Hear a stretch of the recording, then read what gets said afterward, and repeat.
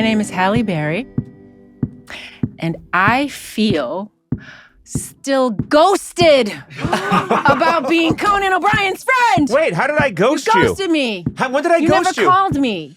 Well, there are issues. My wife doesn't love it when I call you. Also, in my sleep, when I yell, Halle Berry! repeatedly, she gets upset.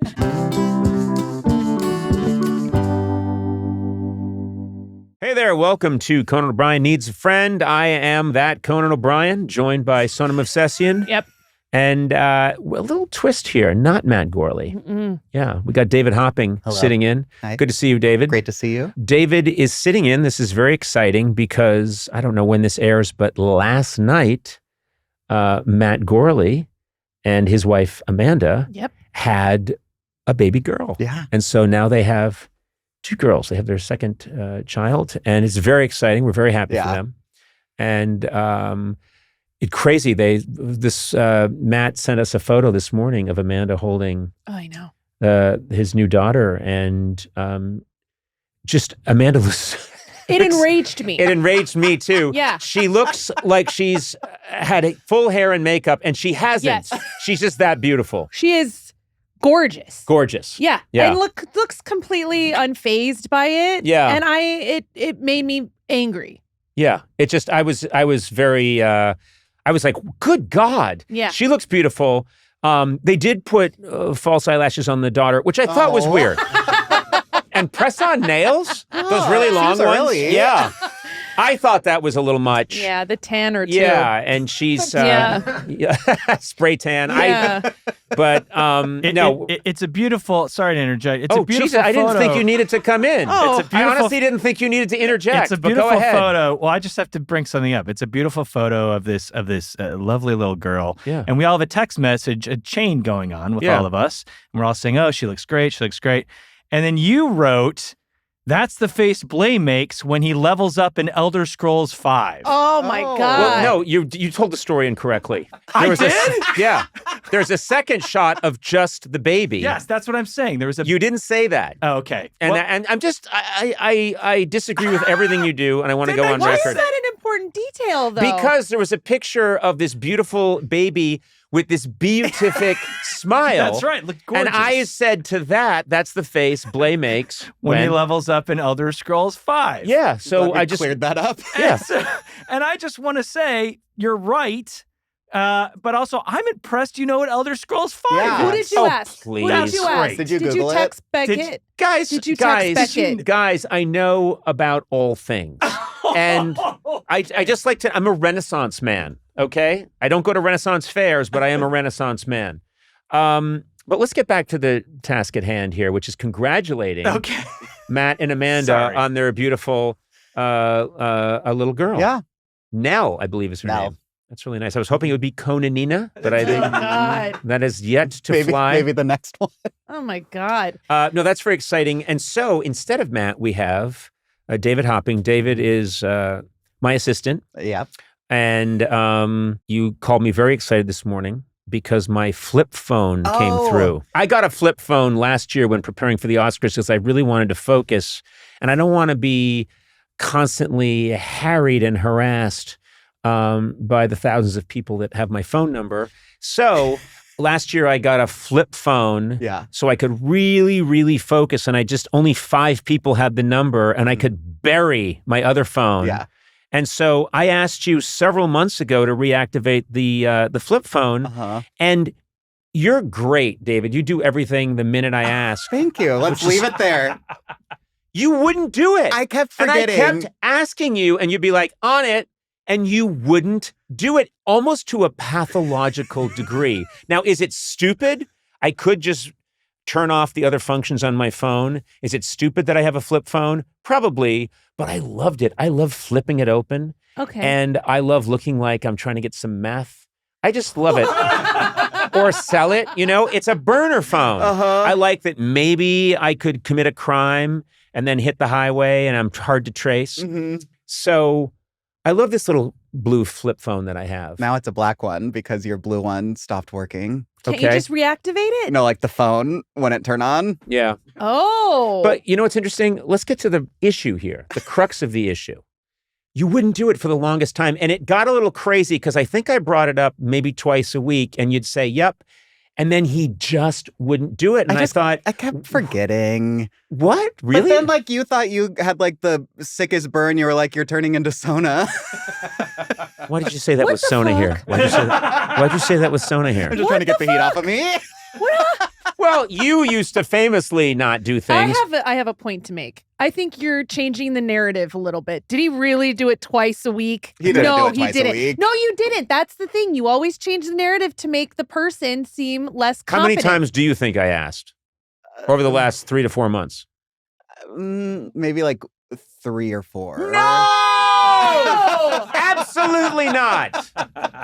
Anyway, Sona, you admitted in a remote that you had a hard time doing something that I asked you to do. What is it about you that makes people not want to help you? Like the people who are supposed to help you. I told him I never really understood when you said you had a block about assisting him until, for whatever reason, this flip phone thing. Thank you. I think you're the problem. So the flip phone, It's not there was us. something, but as a licensed psychiatrist and psychologist, I would like to dive in on this. Okay. What was it about the flip phone? Because you've never done that before, but you really did dig in your own way. Go. Here's what I think it was.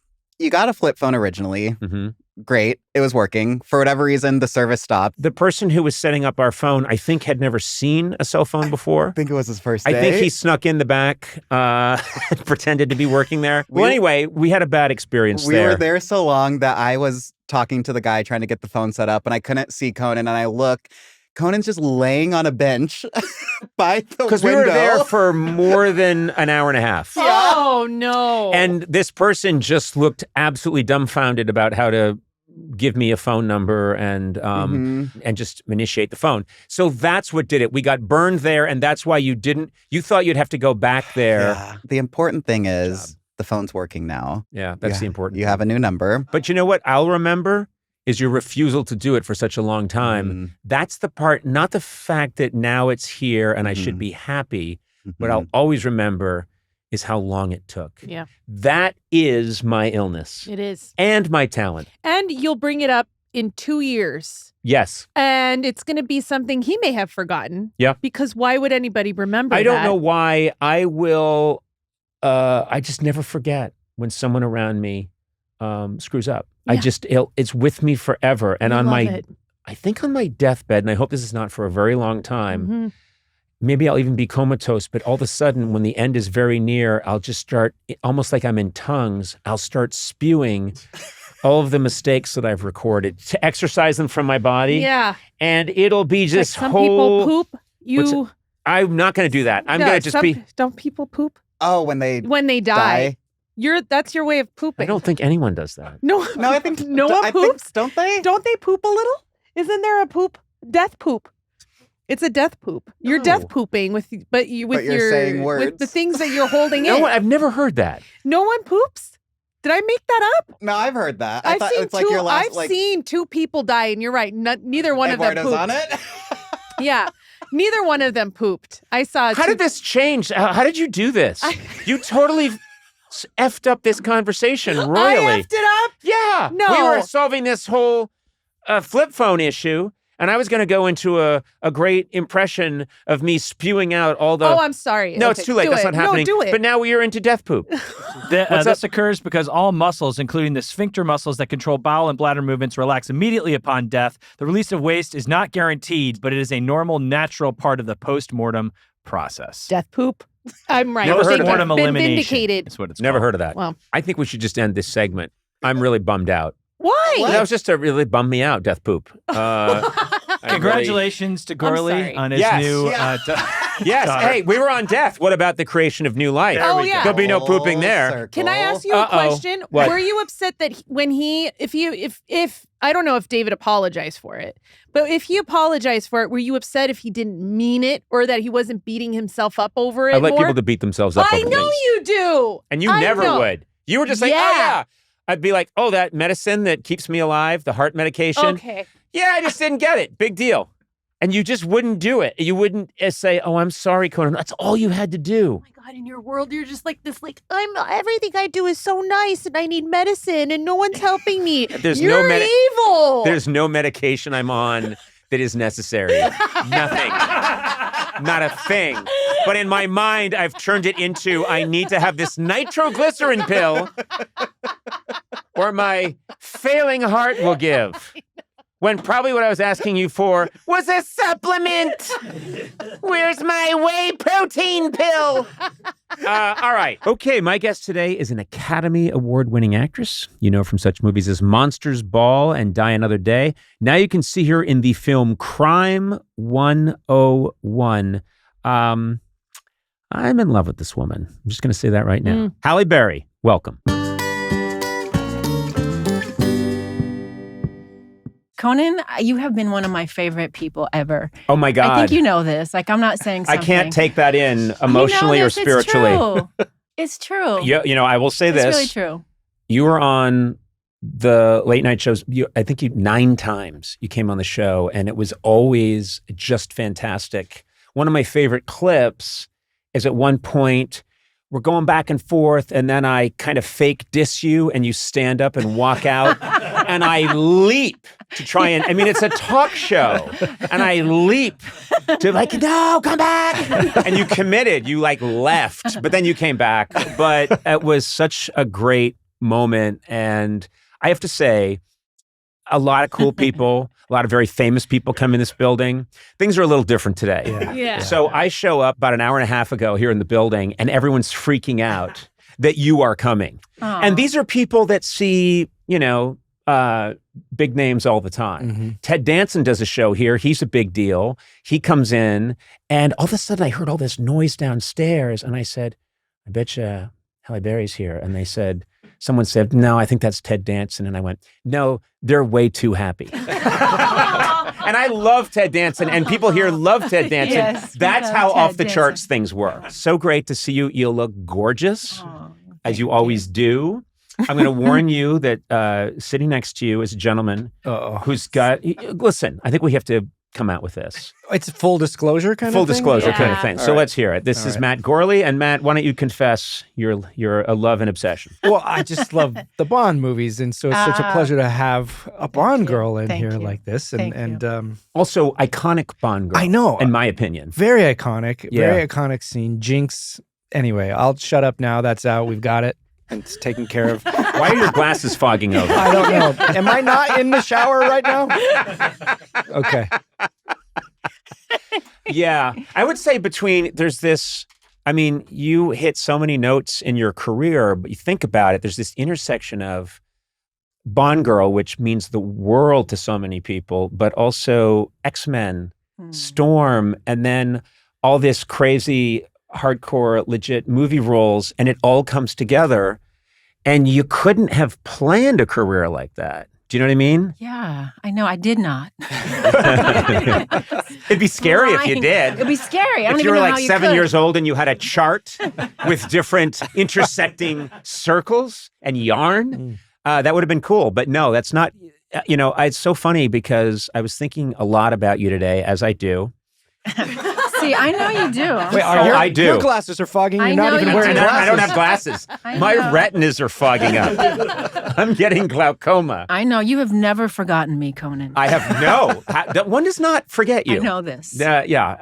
And so this was, you know, wait, what was I just saying? my mind See? just. I'm telling you, he is You were not- he's- thinking about her. I was thinking about you today, and I think about you and yesterday, and then a couple of weeks ago. Stop reiterating. Stop. I had this theory that very creative, interesting people and creative souls are created by this in childhood, not quite knowing who they are, meaning that's where real creativity comes from. And I was just reading over your whole life story, which is really something. And you, as a child, were very dislocated in a lot of ways emotionally. And I thought, I'm this still might- dislocated. Yeah. But I mean, but I mean, I think that leads to a creative soul. It's not always pretty, but I sometimes think that living a completely normal, happy childhood isn't always the best recipe for being creative. Do you agree with that? I do. I think so. I think having always searching for something, for love, for acceptance, for belonging, I think does allow us to go really far in our business. Yeah. You know, we're searching. I'm still searching. I think that's the purpose of being here, right? Yeah. If ever I figure it out, I think that's when I'm in that box looking straight up. Well, yeah. I'm going to be buried facing down. I'm going to be burned up. I don't want to be in a box, actually. I'll finally be out of a fucking box. Yeah. When I die. So you want to be burned up and then put burned up. through like a snowblower and shot all over the place. All over everybody. That's, wow, okay. That's what I want. So much my family's getting when I die. So many people are going to turn out for that ceremony. I'm covered in Halle Berry. This took a crazy turn. I didn't think this was coming, but that's what just happened. No, but I was thinking about it. You born to white mom, black dad, right? Mm-hmm. And then not really much of a relationship with your dad. And this childhood of, I know your mom, took you to an all-white neighborhood. So that's a lot of dislocation, I would think, Yeah. and a lot of like, wait a minute, what's going on? I need to figure out who I am. Yeah. Your dad's family didn't want to have much to do with you guys? Well, Is that right? they didn't want to have much to do with my mom. Yeah. Because she was white. But I was really close to my grandparents, my dad's mom and father. But the thing about that kind of childhood was looking like me, obviously being black, but having a white mother, all girls, kids, you want to be like your mom, right? But it was painfully impossible for me to be anything like my mother, right? She was blonde, blue eyes, like everything I wasn't. And your mom was born in Liverpool? Yeah. I never knew that. Yeah. So But your mom doesn't even sound like you when you're growing up. Well, she did because they came here very early. So she Okay, didn't all really right. sound, she kind of lost, like her family really, you didn't still sound like that. Mhm. But we looked nothing alike, and I could never achieve that. No matter, I used to walk around with like a yellow towel around my head, pretending I had long blonde hair. I just wanted to be like her, and so I felt very confused about my identity growing up. Even though we lived in an all-black neighborhood, I wanted to be like my mother. I think that's a very natural state of being, and I never could be. And I think that's led to my feeling of, not belonging and not really knowing who I was. And if my mother's white and I'm black, like, what does that mean? Who am I? Am I really black? Am I half black? Am I mixed? Am I not mixed? I don't feel very white. I don't look very white, but yet I have this white mother. Like, it's part of me. Like, there was a lot of confusion growing up. How would I identify? And it was actually that white mother that really made me realize, you are not white. Yes, you are half me, and, and she knew I was proud of that, but she told me, you will be identified as you are. You will be perceived as black. You are black. And if you accept this part of you, your life will be indelibly easier, because she saw me struggling to identify myself some way. We all need to identify with something, right? To feel a part of something. And so I realized pretty around the middle school years, I realized I was black. And that was okay, that I didn't have a black mother and that I would never be like her, that I had a black fifth grade teacher that helped me also realize, you're amazing, just as you are. This fifth grade teacher was so important to you. She became a big part of your life. She did.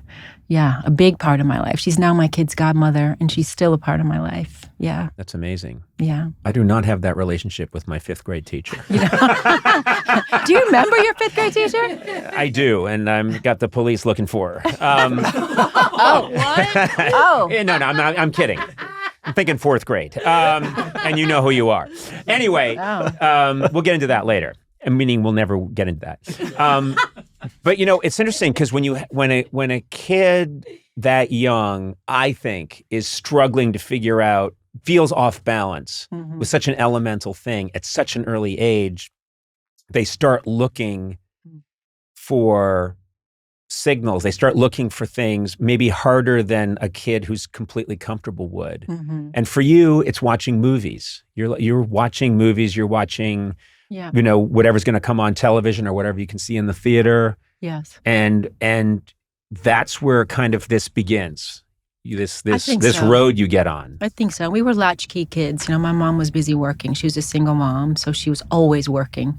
So it was a lot of get home, let yourself in, figure out your food, figure out your fun, do your homework if you want to. You don't. You don't. It's all cool. So we grew up. We were very independent, and I also got into a lot of fights. Growing up, I was busy fighting a lot. Physical fights. Physical fights, yeah, bullied. And you would fight back. Were you good at fighting back? I didn't fight back at first. Mm-hmm. There's a story that really, the moment when I decided to fight, I was one day. Do you want to hear this story? I do. Yeah. Okay. Yeah. Okay, so one day, I was getting bullied quite a bit, and I would always know that I was going to get my ass kicked because they would come and tell me, after school, we're going to kick your ass. And I'd be like, okay. Thank you for letting me know. Was this all because of the color of your skin? That, and I was not, still not like a shrinking violet. Yep. So if you said something to me, I'm going to say something back. Okay. So that probably got my ass kicked a few times. Yeah. But this one particular day, this really tall, like this girl was already like 6 feet tall in the sixth grade, came to me and said, "Yeah, we're gonna kick your ass after school, just so you know." And I said, "Okay, sounds good." This is all very. I love that it's like. Gee, can we schedule that in? Yeah. I'll put it in my planner. I have something at 2:15. I could do 2:40. 2:40 works. Ass kicking 2:40. Ass kicking. It's Also, so 6-foot girl making me think, was this you? I know. No red hair. Okay. very funny. All right. And yes. Go ahead. Yeah, so I'm on the bus. They're on the bus. I know what's happening. I get off, and sure enough, she gets off, and 2 other girls get off, and then like 3 boys get off too. And I thought, that's interesting. Get off the bus, and sure enough, I'm walking home, got my head held low. I know it's coming. I just don't know when the first hit's coming, but I know it's coming. And out of nowhere, I just feel like on the top of my head, that's how tall she is, just like boom. And I like did like the wiggle down, Yeah. You turn into an accordion. Became half of myself. Yeah. Hit the ground. And when I was down there, she then ripped my shirt off. And then I realized why the boys were there.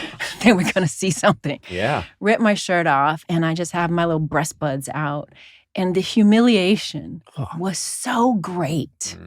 And I felt I could not do anything. I allowed this to happen to myself. I just knew it was going to coming, and I just accepted it. I didn't know the stripping of the clothes was coming, but it all was just so terrible. And they all continued, the boys included, then laughing and kicking me until I ended up in the sewer, which was like the open water that ran outside of our house. We were like in a little country suburb. And there I was in the gutter as they ran off laughing. And when I got out that day, that was the day that I said, no more. I am never going to accept that somebody's going to kick my ass. And I said, okay, well then let's do that. And that was the day I started fighting back. And I didn't fight back necessarily, fight with fire. I decided I was going to control everything at the school, right? I was going to be, because part of the reason I was letting myself get beat up is because I didn't feel good enough. I didn't feel on par with these kids, right? I felt like somehow in some twisted way I deserved that, or I didn't belong there. And I decided I'm going to be the class president. I was going to be on the honor roll. I was going to be the head cheerleader. I was going to be the editor of the newspaper. Like I did all the things so that I could not be denied. And through that, little by little, respect grew for me. And I felt good about myself. And so therefore, I felt that from everybody else. And by the time I left that school, I felt like I was now running the shit. I was like in charge. Yeah. And that's how I dealt with feeling less than, allowing myself to be beat up. There are those forks in the road where, that terrible experience you had, things can get worse after that, or they can start to get better. Yes. And you made this decision, all right, things get better now. Yep. That's what's going to happen. And those are pivotal moments in one's life. Yeah. And it was my 5th grade teacher, Yvonne, who was there to help me come up with this strategy. She helped me realize how I could, leaving the school wasn't an option. So it was, how could I fight back without going to their level and using violence and, figuring out how I was going to like murder all these kids. It was more about how do you really fight back that really will benefit you as you grow, not just beat these kids. It's not about these kids, really. Well, also best revenge is success. Yes. Having an amazing life and being a superstar. Yes. I'll get there. Yeah. Man. I'll show you all. I'm real pretty. Your early foray into being seen is in beauty pageants. Yes. And so it's interesting to me that, which you were very successful at. Are you successful in beauty pageants?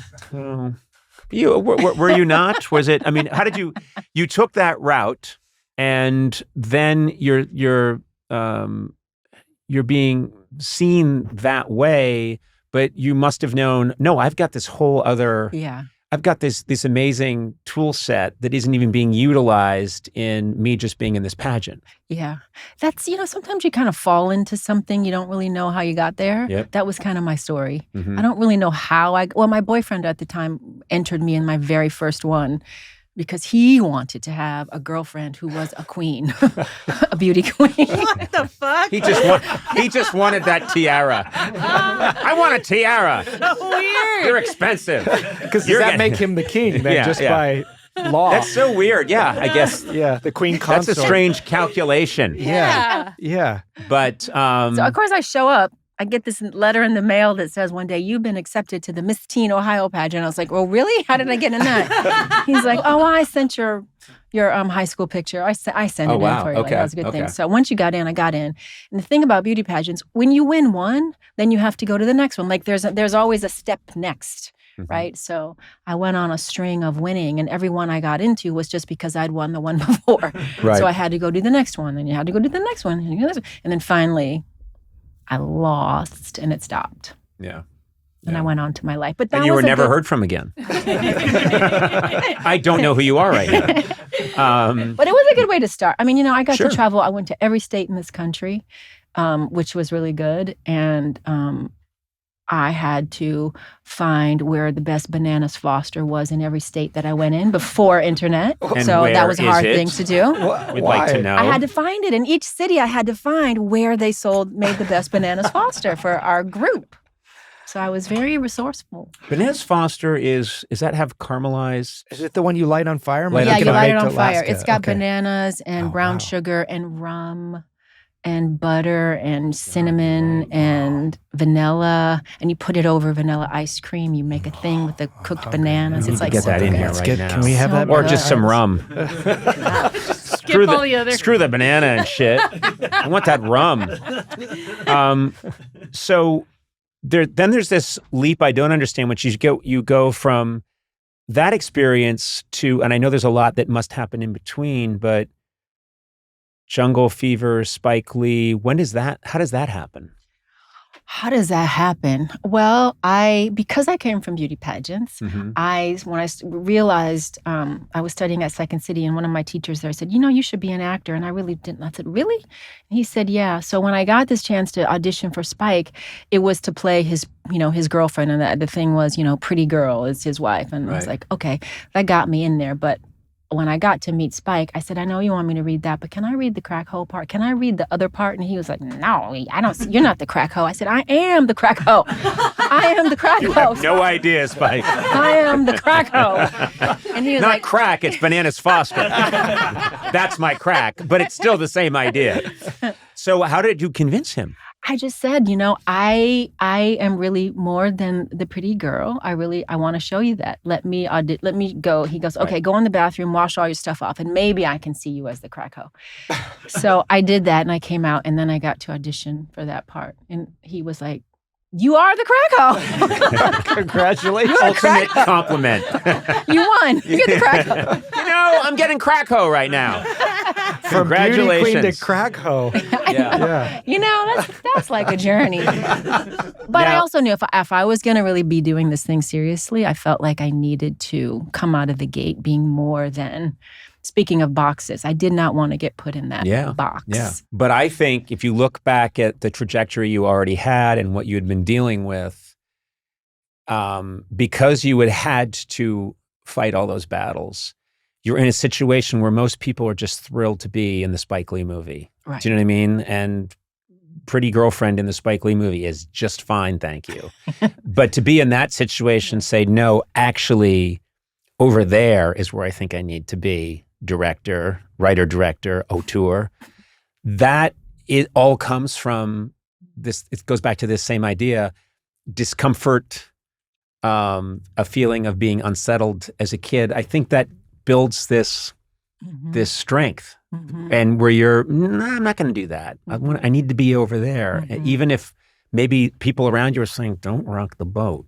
You know, this is the part you could have. Yeah, and I knew being a Black woman.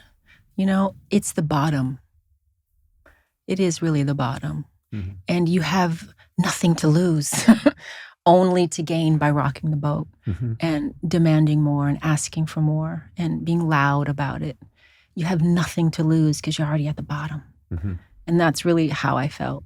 It's unbelievable that I'm going to skip ahead to Monsters Ball, for which you win an Oscar, and it's a historic Oscar. It is a seminal moment in like film history. It's a big moment. When you see that part, do you think this could be huge for me? Did that resonate with you, or did you go into it thinking, "Oh, this is another part I can play, and I'm going to do it"? And maybe it was hard to see how far this could go. Yeah, I can't say I thought Oscar. I don't think anybody can think, oh, this is going to be an Oscar. You know, I don't know if you think that. That's like insane. But I felt like this was either going to be one of the best things I ever did or it would end my career. Yeah. But that's where I like to live, on that edge of risk big, win big. I've known you cannot win big if you don't risk big. And if you don't even try, you're surely going to lose. So people around me said, because at that time I hadn't done nudity and the sex scene was like it had a big red light on it, sexy. Like it was such a big part of that movie that people close to me said, you know, this could really be, you know, this could hurt you. This could really hurt you. This could not be a good thing. It was a little small movie, no money. It's like a little indie, like it could be all for nothing, right? And I had the feeling that I related to the character. I wanted to play the part. And I said, if this ends my career, then I'm ending my own career on my own beliefs, right? Yeah. No, you know, it's what I wanted to do. And if that's the case, then I have a knowing, then that's what it's meant to be. And this isn't for me then, right? I have a knowing of that if it ended it, then I'm in the wrong place. And it would be the universe showing me to move or where to go, right? I didn't think that there could be a negative no matter how it turned out. Also, as you just said, you have that I've got nothing to lose here. It's a great attitude. Yep. It's a great attitude, which you come by that the hard way. You come by it very honestly, but it's such a, and you know what, position of strength. Yeah. And when you really believe that, and I do, I can still sit here 30 years later at 60 this year, not afraid to do anything really, because I still feel that way. Yeah. I have nothing to lose. Nothing. And that is a really empowering feeling. And that has allowed me to try many different things over my career. Didn't always win, but it didn't mean I lost. It didn't turn out the way I wanted it to. Yeah. Yeah. But it didn't mean I lost. I'm still here. Yeah. And it's just like, okay, well, that didn't work. Let's try something. It doesn't, nothing can level me. Right. When you're at the bottom. I say that to young people. You're already out down there. Yeah, I say that to young people all the time, which is I tell them, you don't get dinged as much as you think you will be for failing. And in order to get it right, you need more shots on goal, right? Yeah. So you have to keep trying. Well, now you're getting to sports, and I don't know what you're talking about. I don't know either. I just know what that means. Someone help me here. Matt? Oh, forget it. No, not me. There's no one here. Oh, Eduardo. Great analogy. Okay, Come on, there you know go. what shots on goal means. Exactly. Yeah, You need more chance. You have to keep So trying. there's a ball of some kind. Look, this interview is over. Completely lost me. Oh my God. That moment, I still remember that moment when you won. And like I say, it was a historic win. The first, it's so funny because I was writing notes. Like I write notes and I can't always read my own handwriting. I was writing them real fast and ideas and stuff. And then I wrote down on a piece of paper like yesterday when I was thinking about you coming. And what I wrote was supposed to say first, Black person to win Best Actress. And what I wrote was first woman to win Best Actress. And of course, I'm writing real fast and I just drop. And then this morning, I'm looking it over and I'm like, wow, first woman to win Best Actress. Well, that's amazing. How did she pull that off? But, it's so interesting because that was such an electric moment and so real because you really, I don't think, had thought that might happen. And As a you matter of were... fact, I'm sure I wasn't, because back then the Golden Globe was the precursor, and I didn't win the Golden Globe. Yeah. So that was the night I knew, well, my chances are over. This has been fun, though. This little movie that they thought could have leveled me got me this far. Like that, it was done then. One of my only memories of that night, actually, is Russell Crowe. When I walked up to get my Oscar, he saw that I had left the building, and he just looked at me and he was like, "Breathe, mate. Just breathe, mate. You gotta breathe, mate." I was with him in a Lamaze class, and that is exactly how he sounds. And it woke me up to, I gotta breathe, and I gotta turn, and I gotta talk to these people. You're a very spiritual person, and I've always known that about you whenever I talk to you. I mean, there is an aura around this woman. You have this, you're connected to something that cannot be explained. And I know that you've talked about having this life-changing experience in India. Were you like on a soul-searching mission when you went to India? And were you talking to a shaman? Were you talking to like a religious figure? What happened? Yes, how do you know about that? I've been following you. How do you know about this, Conan? You know that weird lady that you always see about 9 feet behind you, scribbling in a notebook? First woman to win Best Actress. Can you believe a woman won Best Actress? You're not even accurate. No. I was just reading all this stuff about you, and it said that you had this great life-changing moment in 2017, and it sounded kind of fascinating. I'm a skeptical person, but I'm also, in a weird way, not a skeptical person, and I'm very much interested when someone else has an experience like that. I want to know what happened. Okay, well, I was there on a thing, and I decided to go to, after we left Mumbai, I wanted to go to this wellness center in Kerala. So I did, and there was a shaman there, and he took me and my group. We were there like the end of our week. He took us all out to meditate, like right on the edge of the ocean. And you do it at like 3:00 in the morning when all the high priestess and the Buddhas are meditating. It's the highest vibration, right? So we're out there at the edge of the ocean. We're on our mats. I have like 4 people with me. He said it's going to be a long meditation. Like we're going to go 3-4 hours into it. So we're in it. I'm going to be about an hour in. I'm still in it, but I just kind of look around. All my people are like, they're no longer. Are these friends of yours, or is it like agent, manager, accountant? No, they're friends of mine. I'm just picturing me bringing Rick and Gavin. Oh my God. Michael Carlin, all these guys in suits. All right, everybody, let's get in the lotus position. How do we? They're on their phones. They're on their phones. But anyway, so these are friends. They're friends. And they're not having it. They're out. Just, they're like, it's too damn early.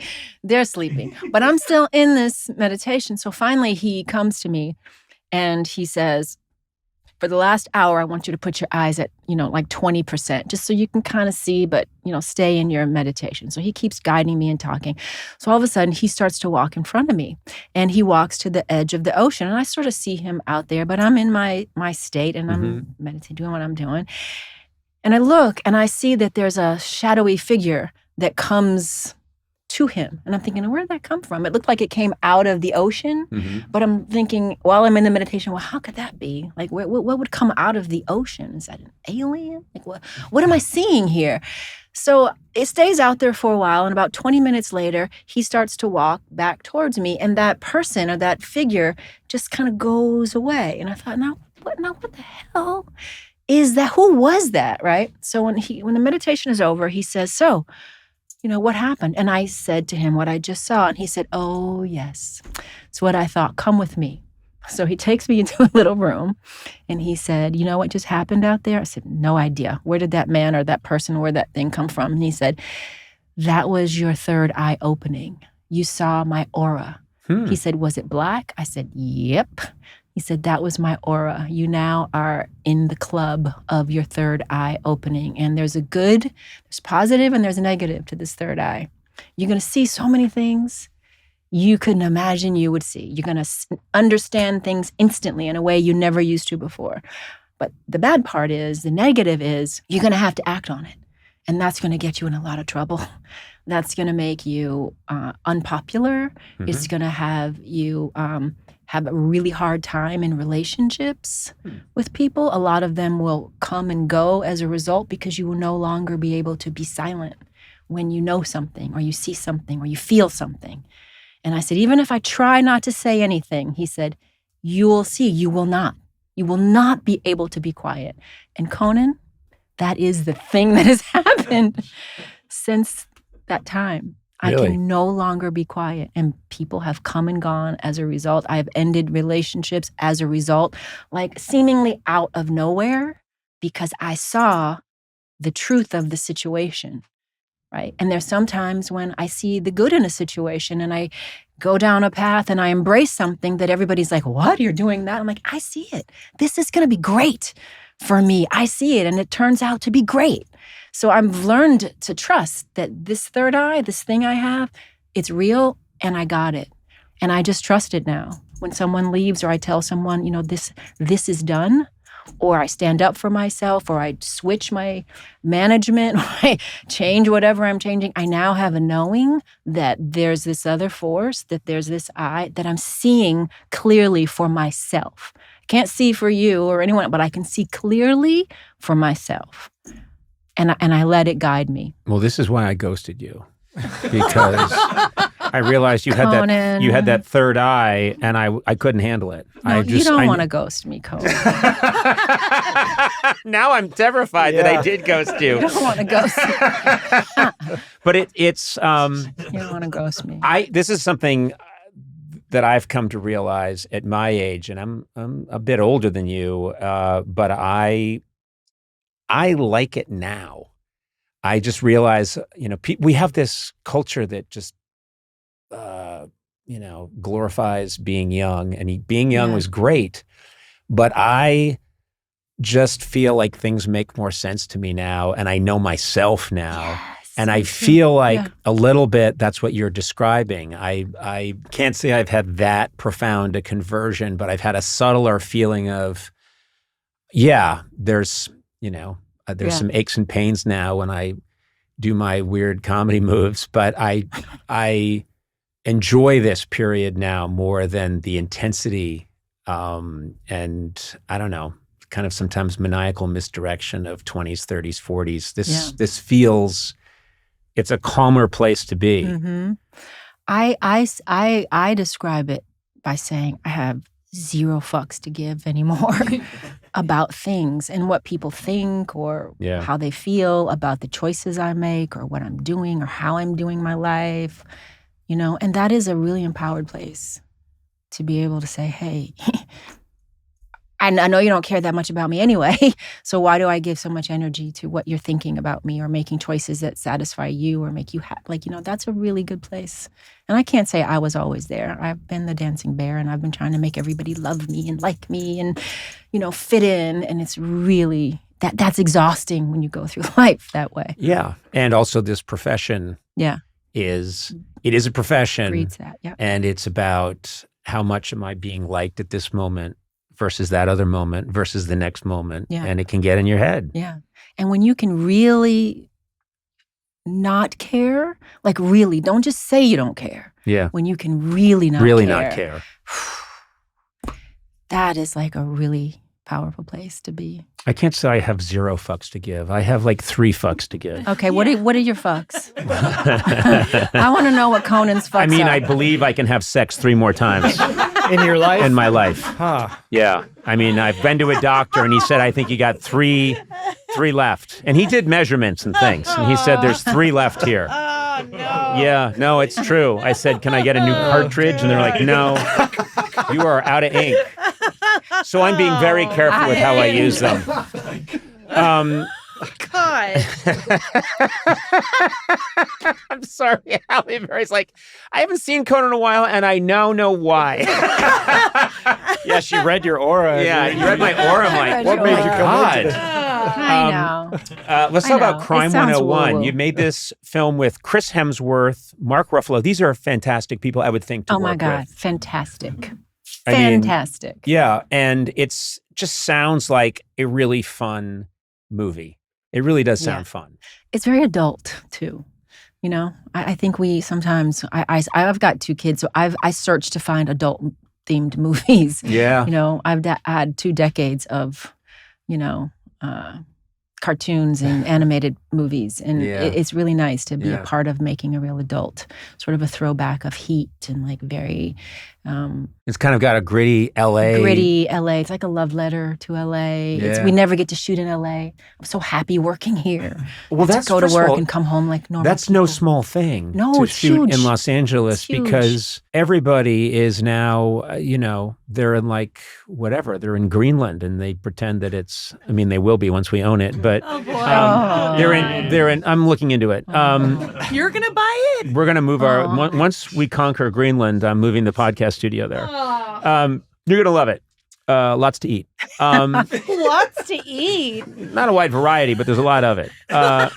I've been there, I did a show there. I know. I know. Yeah, I went to Greenland a couple of years ago. The first time. Yeah, the Which first is still time. very relevant. The first time our president was talking about Yeah. Greenland, I went there to check it out and talked to a real estate agent and walked around, and it's you can see it all on one of our travel shows. But yeah, it was a profound experience.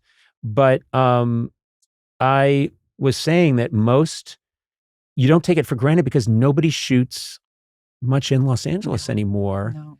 And so to shoot an LA movie about LA, and this sounds like a joke, but if someone shoots a movie that's a love letter to LA, these days there's a 90% chance they are shooting it in the Netherlands. Do you know what I mean? And then they just throw some palm trees in there. Yes. So it's amazing that you No, got to do that. Really got to shoot it here. And it makes all the difference in the movie too. You feel like you're, where you're supposed to be. Yeah. And I got to see my kids every night, which was, I'm about to go to France to work. I will not be seeing my kids every night. And that's always, that's how it's what it's become, Yeah. Can they go with you or it's just too hard for them? It's hard. They're at the age, my daughter is about to be, she's 18 next month. Yeah. She's going to college. She's got so her she own. ain't She's coming. got her own things to do. She's like, no, Yeah. thank you, Mom. Yeah. My son's 12. He'll probably come because his dad's French. He speaks French, so he likes France. So he'll probably come for a little bit. When my kids turned 18, they said, "We never want to see you again." This has been nice. It's been real. Way too many bits How old every are day your in the kids? How old kitchen. are they? My daughter's 22 and my son's 20.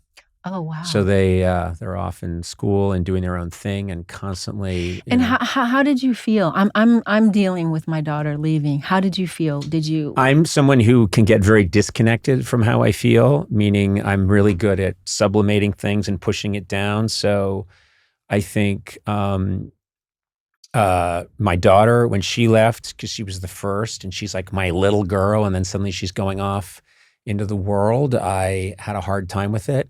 And then I think I convinced myself that, it's my son. I won't feel and I kind of spiraled when he left because I realized that that I was in denial a little bit, and then it hit me hard.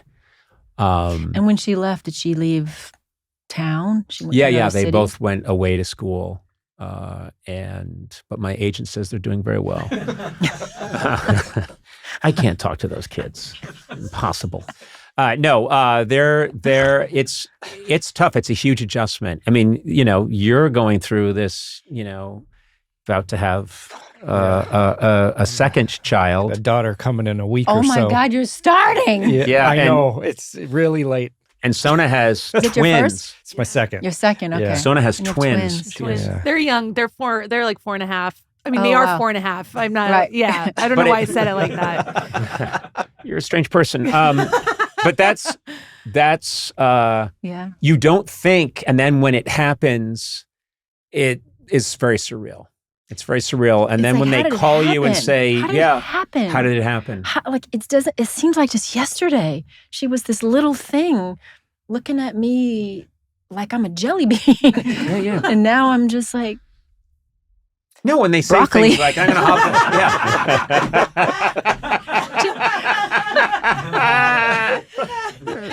Broccoli's good. It's good for you. It's good for you, but like, I know I'm good for her. But it's hard to come to terms with. Like It's very hard. I don't know It how to doesn't make feel. any sense. To me, the most surreal thing is when one of them says, okay, I'm going to hop a plane. Hop a plane? Yeah. No.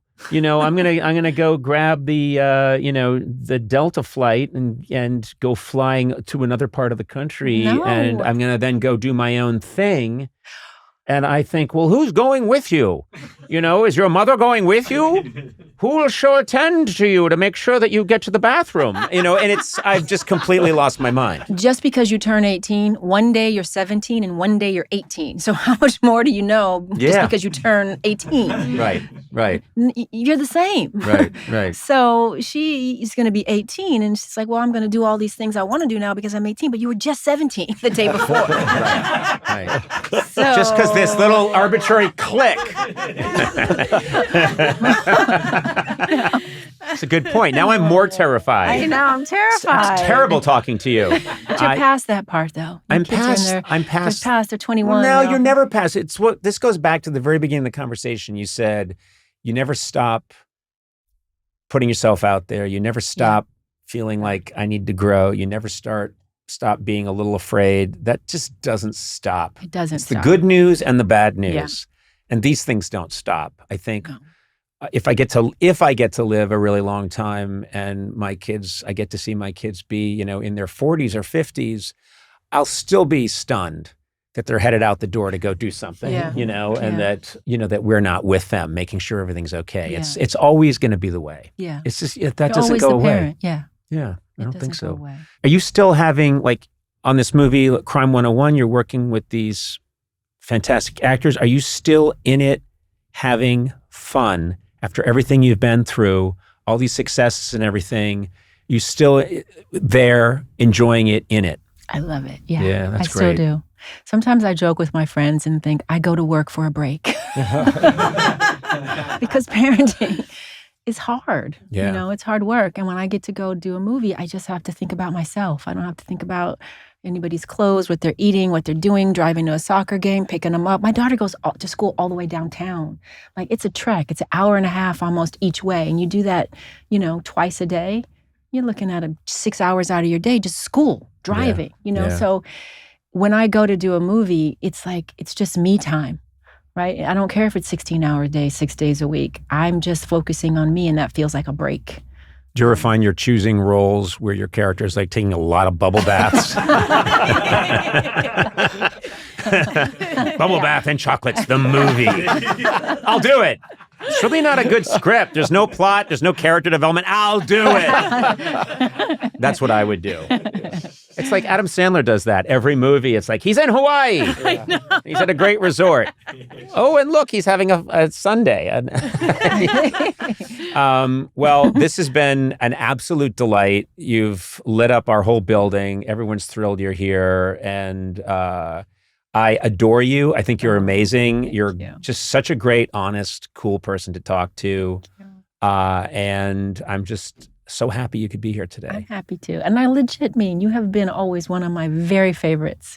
Every time I've gotten to come, we have so much fun. We have so much fun. And it's been easy. It hasn't, you don't always feel that from everybody. So Yeah. I feel you just as genuine. Well, I I'm crazy appreciate it. about you. So I'm just delighted you're here. Thank and you. It's all good. I'm Thank just you. very happy. Thank you very much. Thanks for Okay. having me. You take care. Thank you. I'm going to ghost you again now.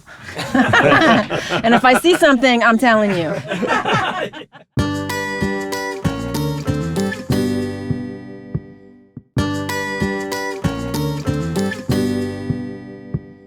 It's currently January, February, beginning of the year. Earlier last year, we never scheduled it. It fell through the cracks, but we were going to do a white elephant Christmas party suggested by Eduardo. Mm. And I purchased something. This is a year ago you purchased something? Well, no, last year Okay. in December. And our what did we say our price was going to be $30 to $40? Yes, I think. I spent about $100 on this Whoa. thing. I just couldn't pass it up. And I don't want to oversell it, but I'd like to just bring it. Is it a gift for one of us? It would have been if we did the white elephant. You know what I mean? You know, If I like this thing, can I have it? well, let's just see. He's like a prop comic.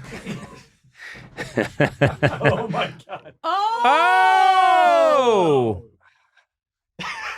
Wow.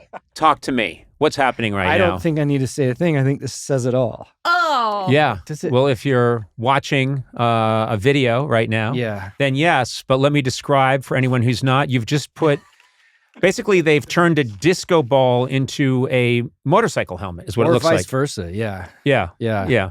I saw this and I just knew that this was the thing. And I was just hoping it was in the price range. And it wasn't. And then I left.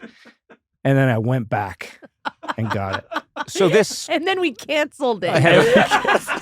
And I was stuck with this thing.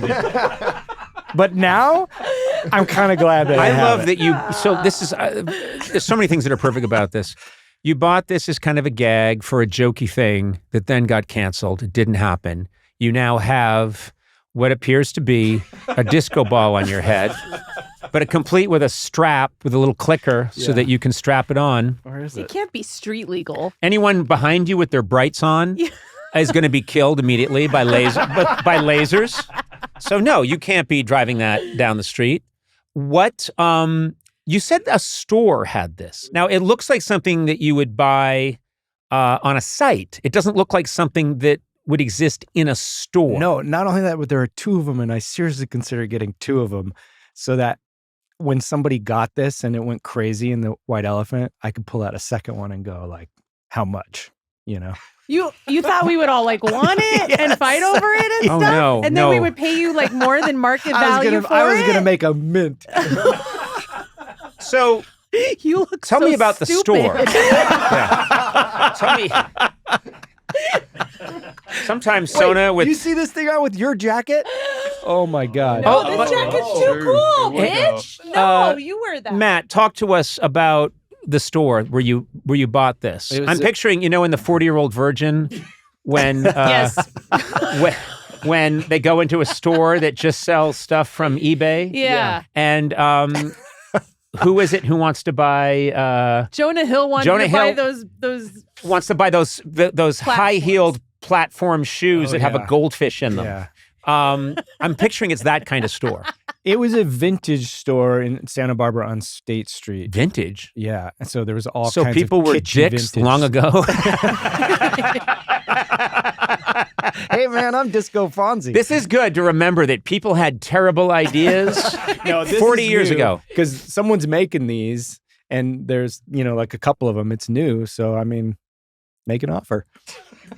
make an offer. Yeah. Okay. Yeah. I'll pay you not to have it. Yeah. My offer is you can work somewhere else if you like. That's the offer I have for you. You're a dad and soon to have 2 kids. Yeah. They might like it when dad wears that. No, my daughter responded just the same way you guys did. She lost respect for you Yeah, a little she did. bit. Yeah. And she had 0. Did she She had say 0 already. Did she say, how old is she now? 4. She's 4, and she said, it's trying to be meta and arch, Yeah. but it's a little too much Yeah. and a little too self-consciously twee. And you're like, wow. You said in a second what Conan's been trying to tell me for 7 years. So you didn't buy 2. No. Okay, if you had another one and you put one on Sona too, and you went outside where there's sunlight and you aimed your helmets at each other, you might both go back in time. Or we might Freaky Friday, just Yeah. switch bodies. Oh, yeah, wow. no, I know what you Switch mean. bodies. I don't know. That would just be weird. It's just absurd. I'm kind of glad we didn't do White Elephant. Because you could have ended up with this. Yeah. Have you done a lot of white elephants? It was not a thing in my culture growing up. It feels like it's something that's Later more in life, yeah. British. I think it's is that I right? don't know. I have no idea. I did White Elephants with my friends. Yeah. My weird. family Yeah, now weird. does them in lieu of individual gifts because it's just too big. It'd take too long. So we just do a big white elephant. But also, it can get really mean, it right? can. Yeah, I would think we should do it this coming year because I imagine you'd get pretty ruthless. Yeah. No, Yeah. what are you talking Because about? you I'm can a kind steal, soul. you know? Yeah, but Like also, this you know what I baby. could do is even if I lose out in the game, when the segment's over, I could just say, and now I want all of the gifts. Oh. And you'd have to do We'd it. have to give them to you? Of course you do. Why? Yeah. I'm a ruthless dictator here. Okay. Yeah. I'm the Maduro of podcasts. Oh. Why do you think I'm always hiding? Any minute now, they're going to come take me away. Hey, no. Eduardo, is there any way to like dim the lights but just get a spot on this baby? I know I didn't Should I give use you... my phone? Yeah. Just start hitting buttons over there, Adam. And then watch what it does to the room and then see what Do you want to try to hit that Yeah, red light turn all the off lights this off. thing? It'll turn off all the lights. That's okay because Sona's got... Is it worth putting this much effort into it? Oh, yes. Oh. Yeah. This is big. This is big. Sona does say that about everything. Someday someday they'll be doing CPR on me and Sona will be saying, do we really need to put this much effort? They're doing CPR. Some of my best jokes happen in the dark. All right, now I'll entertain offers. Okay, that was spooky. It did feel like I was in a strip club that closed, and I'm still there, and I'm there for the food.